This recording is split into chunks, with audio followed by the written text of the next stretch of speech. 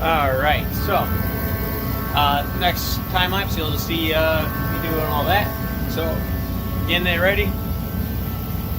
So we'll time lapse it and we'll see you there. But yeah, so we'll do that and then it'll probably just jump right into laying down resin and all that good stuff. So my game plan is to I picked up some spray adhesive. I'm going to spray adhesive and try and see if that works for adhering the fiberglass mat to it.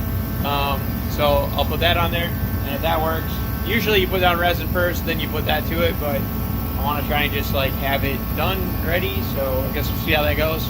Worst case scenario, it doesn't work out, so we'll give it a try. Yeah, so let's do that.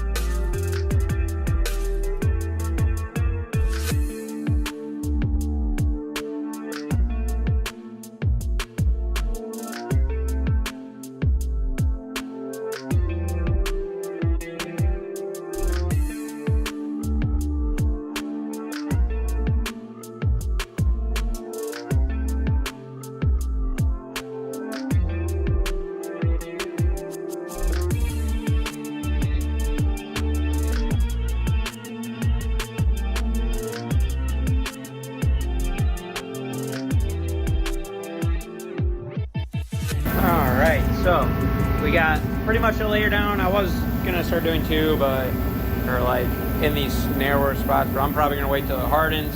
And we'll see how stiff it is. It shouldn't be too stiff because it's just one layer, so I know it needs at least like 2 or maybe 3.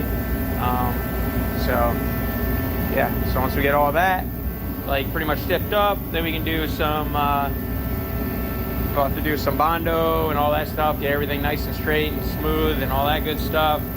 And then yeah, so once it's all done there, then we just got to polish, or pretty much figure out what I'm going to do for a release agent. I've used like you wax it with like car wax like 3 times or so. I've used that method before, but we really want this to come up, so we'll see. And maybe I'll do something fancy, we'll see.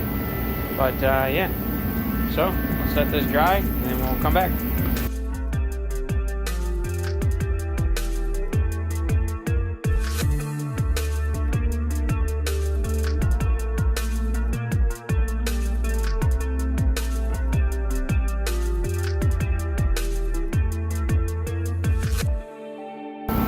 Alright, so got coat number 2 on.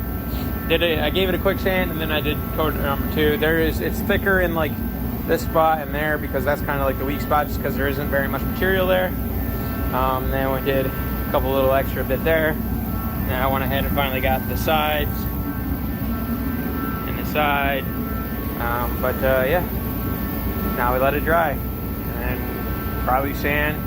And hopefully it'll be thick enough now that we can do a layer of Bondo. And then we just got to do one last piece of glass and then hopefully it'll be good. Maybe we won't have to do any more glass, we'll see. I think we'll have to probably put more on there because it needs to be stiffer. We might end up using the cloth. Cloth I think might make that a little bit stronger and give it a better finish because we don't want to have it.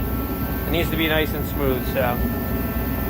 But yeah, it's gonna be fun.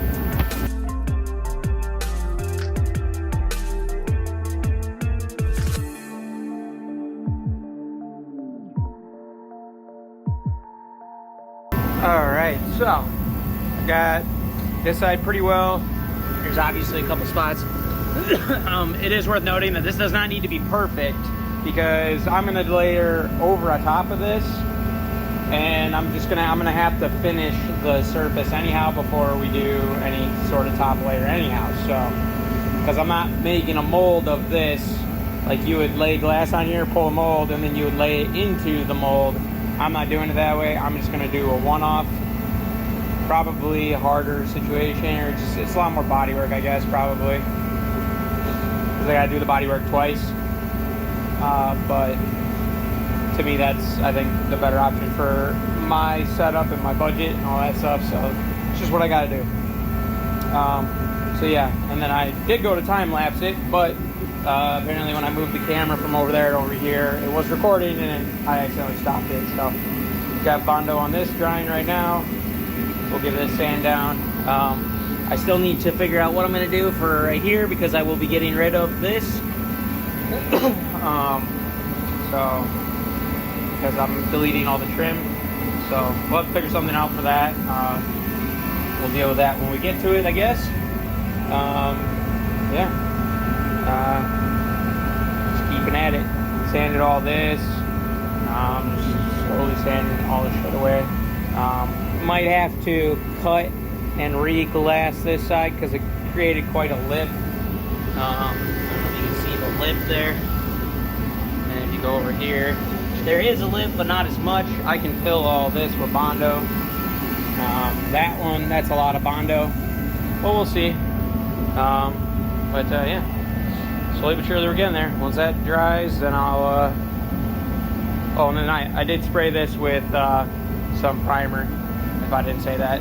But yeah, so once that's done, we'll sand that, spray that with primer, and then all we got left is to get the center here, and then get the two sides done, and then the flanges. So let's keep going.